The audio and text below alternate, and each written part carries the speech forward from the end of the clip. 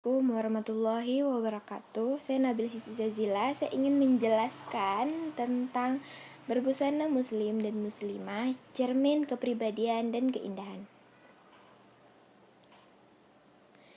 Memahami makna busana muslim atau muslimah dan menutup aurat. 1. Makna aurat. Menurut bahasa, aurat berarti malu, aib, dan buruk. Kata aurat berasal dari kata awira yang artinya hilang perasaan. Jika digunakan untuk mata, berarti hilang cahayanya dan lenyap pandangannya. Aurat adalah batas minimal dari bagian tubuh yang wajib ditutupi karena perintah Allah Subhanahu wa taala. 2. Makna jilbab dan busana muslimah. Secara etimologi, jilbab adalah sebuah pakaian yang longgar untuk menutup seluruh tubuh perempuan kecuali muka dan kedua telapak tangan. Pakaian adalah barang yang dipakai. Berdasarkan makna tersebut, busana muslimah dapat diartikan sebagai pakaian wanita Islam yang menutup aurat yang diwajibkan agama untuk menutupinya. Gunanya untuk kemaslahatan dan kebaikan bagi wanita itu sendiri serta masyarakat di mana ia berada. Jadi perintah menutup aurat itu pertama kali diperintahkan kepada istri-istri Nabi Muhammad agar tidak berbuat seperti kebanyakan perempuan pada waktu itu. Terdapat pada Quran surah Al-Ahzab ayat ke-32 sampai 33. Ayat dan hadis yang terdapat di berbusana muslim dan muslimah. Yang pertama ada surah Al-Ahzab ayat ke-59 yang artinya, wahai Nabi, katakanlah kepada istri-istrimu, anak-anak perempuanmu dan istri-istri orang mukmin, hendaklah mereka menutup jilbabnya ke seluruh tubuh mereka.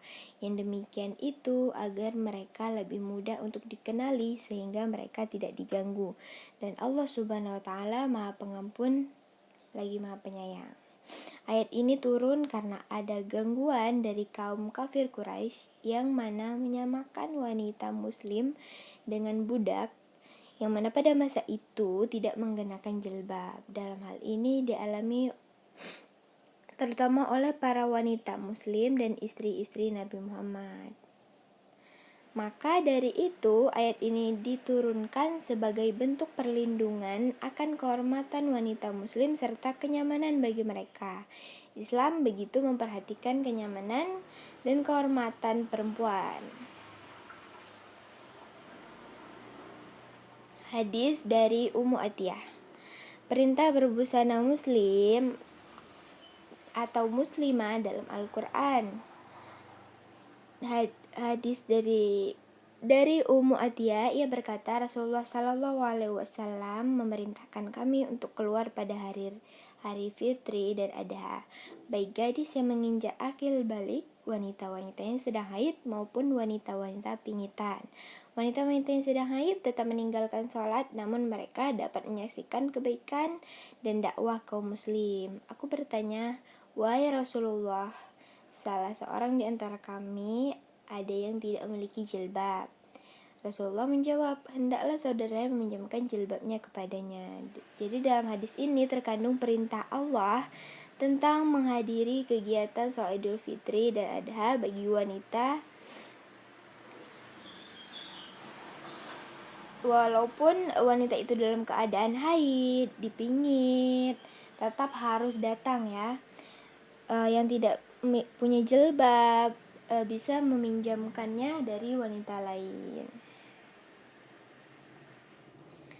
Sekarang saya akan menjelaskan tentang makna jujur.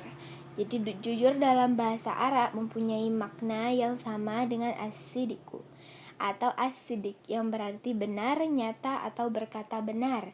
Jujur adalah sikap yang tulus dalam melaksanakan sesuatu yang diamanahkan, baik berupa harta maupun tanggung jawab.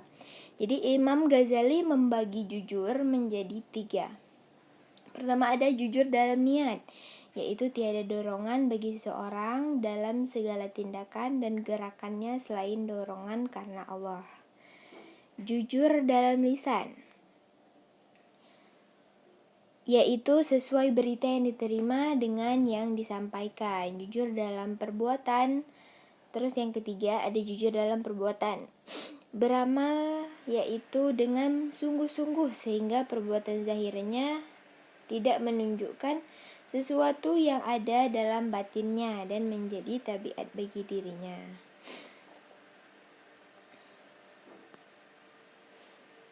Ayat-ayat Al-Quran dan hadis tentang perilaku jujur. Ya ayyuhalladzina amanu taqullaha wa kunu ma'as-shadiqin. Hai orang-orang beriman, bertakwalah kepada Allah dan hendaklah kamu bersama orang-orang yang benar. Quran Surah At-Taubah ayat 119. Jadi dijelaskan bahwa Allah menunjukkan seruannya serta memberikan bimbingan kepada manusia-manusia yang beriman untuk selalu bertakwa dan senantiasa memohon ridhonya dengan mengerjakan seluruh kewajiban yang telah ditetapkannya dan menjauhi segala larangannya. Lalu hendaklah bersama orang-orang yang benar dan jujur serta mengikuti ketakwaan, kebenaran dan kejujuran. Maka janganlah bagi mereka bergabung bersama orang-orang munafik yang selalu mengumbar kebohongan maupun sumpah palsu dengan kata-kata serta alasan tidak sesuai dengan kenyataannya. Hadis dari Abdullah bin Mas'ud radhiyallahu. Rasulullah SAW bersabda, hendaklah kamu berlaku jujur, karena jujur menuntunmu pada kebenaran, dan kebenaran menuntunmu ke surga dan Allah.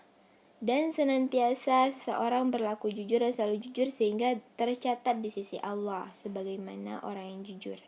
Dan hindarilah olehmu berlaku dusta, karena kedustaan menuntunmu pada kejahatan dan kejahatan menuntunmu ke neraka. Dan seseorang senantiasa berlaku dusta dan selalu dusta sehingga dia tercatat di sisi Allah Subhanahu wa taala sebagai pendusta.